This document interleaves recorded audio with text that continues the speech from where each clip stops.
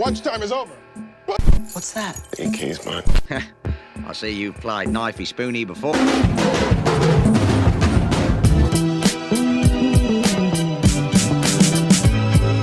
Hey!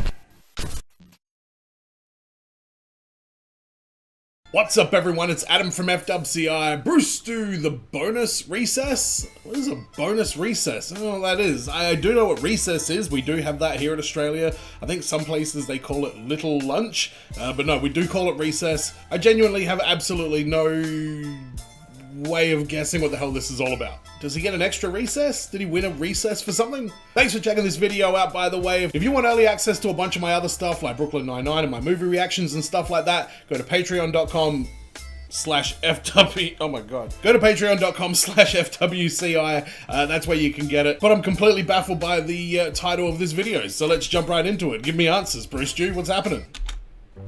Alright, now when you were a kid in school, recess was the best part of the day, obviously. You get to go frolic outside with your friends, have a rousing game of Duck Duck Goose, or clothesline yourself in a game of Red Rover. Why am I listing games from the 1930s? Those are not the games that we played. Anyways, the point is that we used to play Red Rover. We used to play British Bulldog, which was basically like, I don't know, it was just like someone has a ball and they have to get from one point to the other point, and everybody in the middle just had to try and kill him.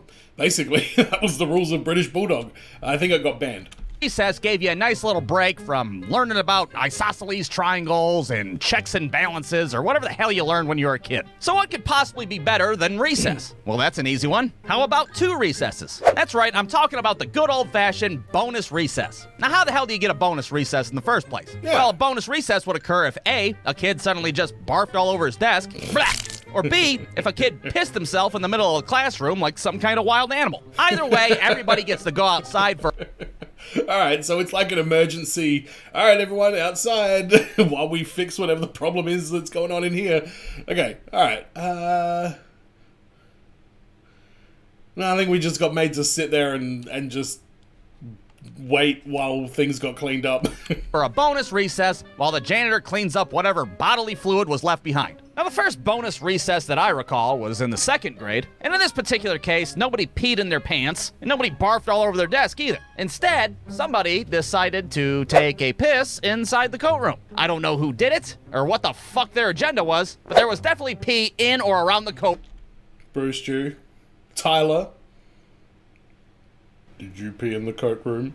Did you go in there and whiz all over the floor? Come on, man. I don't know, he seems to be denying this pretty hard. Room, and we had to get the hell out of there. Now, at first, nobody noticed. We had just came in from recess, we were balls deep in a spelling test, everything was fine. Okay, the next word is... Balls deep in a spelling test. That's a great line. Angina. Uncle Frank's angina ruined everybody's Thanksgiving. Angina. But then all of a sudden, the smell of little kid piss... Angina's a heart problem, man. leave Uncle whatever his name is alone. Just kind of wafts into the room, which, you know, is kind of a hard thing to ignore in the first place. Okay, and the next word is myocardial infarction. Uncle Frank experienced a... Wait a minute, what is... Uncle Frank's got a lot of problems. Yes, I smell. Now, I don't know if this was like an ongoing problem for my 2nd grade teacher, like if she was cursed and like every year a dirty little kid pissed in the coat room for whatever reason, but she knew exactly what was going Was it Michael? Did Michael pee in the closet? on right from the get-go. Ah, god damn it, somebody pissed in the coat room again. All right, you dirty little bastards, get your coats on, everybody outside. So we're out on the playground for an unprecedented 2nd recess. I got my bright-ass windbreaker on, looking That is a Charlotte Hornets windbreaker. I know it is. fly as hell. And at first, we don't even know what to do with ourselves. Kids are flipping out left and right. What the hell? 2 recesses? Is that against the law? Is it in the Constitution? What the hell is happening? Mrs. Kaczynski, how long are we gonna be out here? Indefinitely, Daniel. Our classroom smells like a fucking Kmart. Go out and play. Now, it's important to note at this point that I went to a public school. So our playground was, well, it wasn't very state-of-the-art, I can tell you that. We had like a rusty-ass metal slide from the Great Depression, some jank-ass swing set that looked like it was decommissioned from a fucking concentration camp. Yeah, needless to say... Actually, now that I think about it, my school had 2 playgrounds. One of them was new and really good, and the other one was a bit of a death trap, we'll say. Hey, there was a lot of imagination being used out on that playground, that's for sure. But the one thing that we did have that was kind of fun was a kickball, which we would play the game where you throw the ball... Sorry, you know what I just realized? We had like a metal balancing beam. Like, you know, a beam that you like walk across and like balance? We had a metal one of those. It was like a square metal piece of metal, and why the hell would they put that in a kid's school? How many kids are losing teeth falling onto that thing? That's nuts, man. Now that I think about it, what the hell were they thinking? Up and promptly try to kill whoever catches it. Hey, you guys want to play murder ball? Sure, I guess. It's not like the teachers cared because... Yeah, this sounds more like British Bulldog. Murder ball, is that what Americans call it? Wow. Maybe, see, we call it British Bulldog. That sounds a lot less conspicuous than murder ball. They were too busy off to the side, talking shit about the students in their classes. So that's when I said, no, Eric, the numerator's the top number, you piece of shit. What kind of sick weirdo are you? And then I gave his ass detention. Oh yeah, that's fucking badass. Now, normally at recess, I would participate in murder ball like all the other degenerates, but I didn't want to get my fly-ass windbreaker dirty, so on that day, I optioned with the fucking Great Depression slide. Well, unbeknownst to me while I was up there, the drawstring of said fly-ass windbreaker somehow got wrapped around the slide handlebars, so when I went to go down, I essentially hung myself by my neck and choked myself like a fucking idiot. Yeah, oh, piss. Somebody help me! Now, you'd think that a second grader wearing holographic clothing, slowly choking to death on a 12-foot slide would be pretty noticeable, but everybody's too goddamn wrapped up in murder ball to notice. Not to mention the teachers are still over there too busy talking shit. So then I said, fuck it, Daniel, don't learn the order of operations. But in the future, when your ass is smoking meth under a bridge, don't come crawling back to me. Ooh, you told his ass, that's for sure. So now I'm free. Oh my god, he's purple now. Okay, they're gonna get another recess after this, by the way. That maths teacher is tightly wound. We've seen him before. Freaking out, I'm turning purple and shit. Time is running short. All I can think about is that part in the movie Independence Day where the dude's getting choked by the alien and shit. Release me! Release me! And frankly, I'm a little pissed at myself as well. Like, this is the way I'm gonna fucking die? Are you serious? It couldn't have been something cool, like a sword fight, maybe even a fucking Donner Party situation? I don't know. Nope, looks like I gotta die via a fucking stupid-ass windbreaker from TJ Maxx. What a legacy I'm leaving behind. And TJ Maxx. We've got TK Maxx here. I was there today. just when I'm about to give up and make my peace with God, I see out of the corner of my eye this little kid at the top of the slide just staring at me like I'm some kind of fucking circus act. Hey, can you get off? I want to go down the slide now.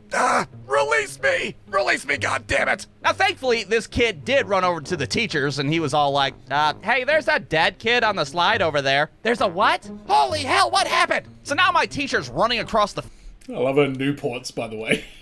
field like the playground's on fire. Absolutely nobody's playing murder ball at this point. They're all staring at my destitute ass on the slide. Somehow my teacher gets up there and releases me, finally, from the stranglehold of the goddamn windbreaker. And to my surprise, she starts losing her shit because she thinks somebody did this to me on purpose. Like it was some kind of weird Lord of the Flies shit, and I was being sacrificed to the goddamn Great Depression slide. Who did this? Who tried to commit manslaughter on this child? And my ass sure as hell wasn't gonna admit to everybody that, well, I almost murdered myself. So I was like, yeah, who did it, huh? Michael? Who tried to kill me with my own piece of loud clothing? But that mystery, of course, went unsolved that day, just as well as the mystery of whoever pissed in the coat room in the first. Encyclopedia Brown, everybody's favorite detective, in the case of the piss-stained coat room. I'm looking at this thing for clues. I don't see any. First place. We went back to our bleach saturated Yellow shirt? That kid's got a yellow shirt. classroom and finished our spelling test, and I haven't wore a goddamn windbreaker since. The end. Brewstew.com.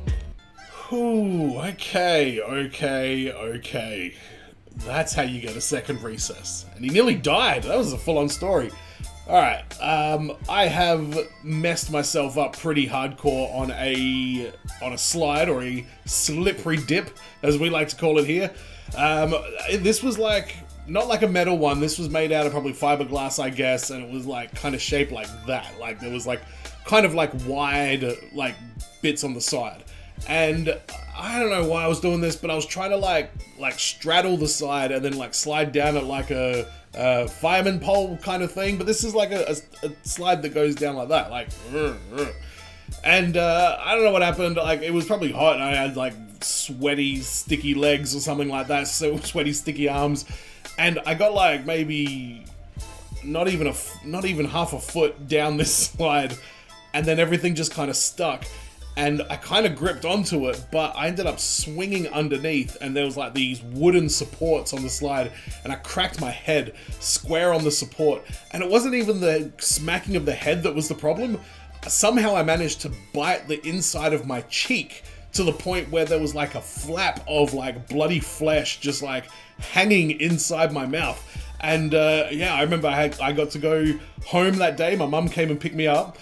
Instead of going home, we went to like our friend's house, and she had a cup of coffee or a cup of tea with our friend's mum, and I got to play Michael Jackson Moonwalker on their Sega Mega Drive, which I was very happy about because I never had that game, didn't have a Mega Drive, and you know, they had a bunch of kids, we had a bunch of kids. You can't get like good gaming time on somebody else's console. So that was my main takeaway from that day. And the inside of my mouth, it just stayed as a bit of a flap for like a week, I guess, and it just sort of healed itself. I didn't need to get any stitches or anything. The doctor apparently said that the inside of your mouth heals super quick, so I was fortunate about that. But I mean, I don't know if I nearly died doing that, but biting the inside of your cheek out is a pretty horrific injury to sustain. So just like him, I also failed to operate a slippery dip slash slide on my own at a very young age. So hey, Brewstew, I hear you, buddy, I'm with you. But let me know what you thought about this one in the comments. Don't forget to subscribe if you haven't already, and again, Patreon is there, patreon.com/FWCI, and you can leave a super thanks in the comments here if you want to support the channel a little bit more. Let me know what Brewstew videos you want to see. Go check out all the other Brewstew videos I've watched first so you don't